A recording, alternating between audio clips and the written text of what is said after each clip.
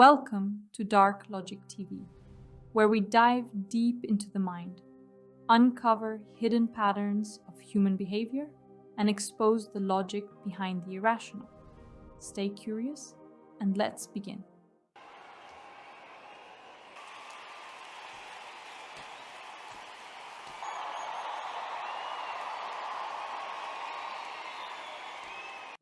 What if I told you that the way your brain reacts to celebrities is almost identical to how it responds to close friends? That the warmth you feel towards someone you've never met might be a psychological illusion? We like to believe that we think independently, but when someone is famous, admired, or beautiful, our brains play tricks on us. Today, we're diving into the hidden power of celebrities and why millions of people follow without even realizing it. Let's begin with a story. In 2004, a man walked into a luxury watch store in New York City. He asked for a specific brand, smiled politely, and walked out with 2 watches worth over $70,000. When the staff were asked why they didn't check his ID or ask more questions, they said simply, "He looked familiar. We didn't want to insult him. He wasn't a celebrity. He was just someone who looked like one." That's the halo effect in action. If someone appears successful or recognizable, our brain fills in the blanks. They must be good. They must be trustworthy. But this goes deeper than marketing. This is about identity. Why do we follow celebrity opinions on health, politics, or even parenting, even if they have no expertise? Because psychologically, we don't see them as distant. We see them as part of our personal world. This is called a parasocial relationship. It's a one-sided bond. You feel close to someone who doesn't know you exist. It's the same feeling you get from a friend, but without the reality check. In 2020, during a global crisis, a famous actress posted a video singing "Imagine" by John Lennon. She meant it as hope. The internet tore it apart. Why? Because millions of people expected her to get it, to understand real people's pain. They were disappointed, not because of the song, but because it felt like betrayal from a friend. That's the power of the illusion. Your brain doesn't treat them as celebrities. It treats them as part of your social circle.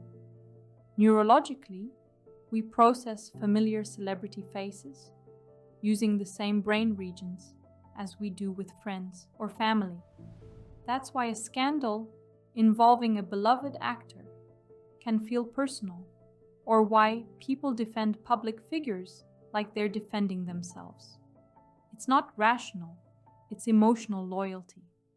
And then there's social proof. When millions follow someone, we assume there must be a good reason. One study showed that adding "as seen on TV" to a product increased sales by over 30%, even if the ad wasn't real. We don't even need proof. We just need the feeling of public approval. And brands know this. When a celebrity endorses a detox tea or crypto scheme, their fame becomes fuel. Their followers don't see a sales pitch. They see a trusted voice. The FTC in the US had to step in multiple times because fans were losing money. Fast, based on advice from people they admired, but who were not accountable. It's not just about advertising. It's about how our brains are wired.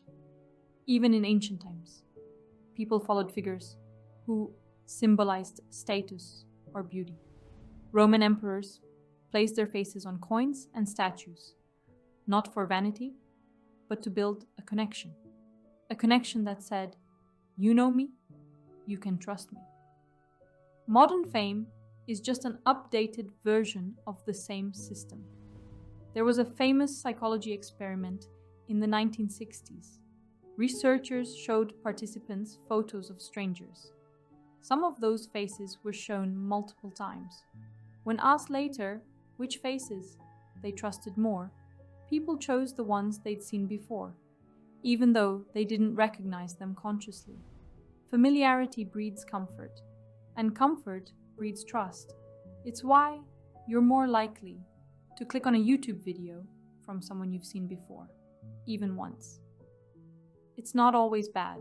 Some celebrities use their platforms to spread awareness, support mental health, or raise funds for people in need. But the danger lies in the blurred line between connection and control. Because when admiration becomes identification, we stop asking questions. We don't say, "Is this person qualified?" We say, "I like them, so they must be right."